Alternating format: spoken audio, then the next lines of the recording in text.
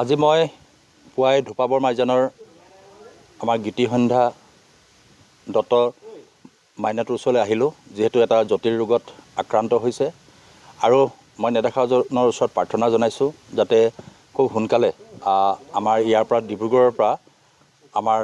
সুদূৰ হায়দৰাবাদলৈকে AIG লৈকে refer কৰিছে আৰু যিহেতু তেওঁলোকৰ ঘৰৰ আৰ্থিক অৱস্থা খুবেই বেয়া, মই নিজে স্বচকুৰে আহি প্ৰত্যক্ষ কৰিছোঁ। দেউতাক অস্থায়ী এজন হোমগাৰ্ডৰূপে কৰ্মৰত নামৰূপত তেওঁ বৰ্তমানো তেখেত ঘৰত নাই আৰু তেনে অৱস্থাত এই মৰম লগা দেৱশিশু বুলিয়ে ক'ব লাগিব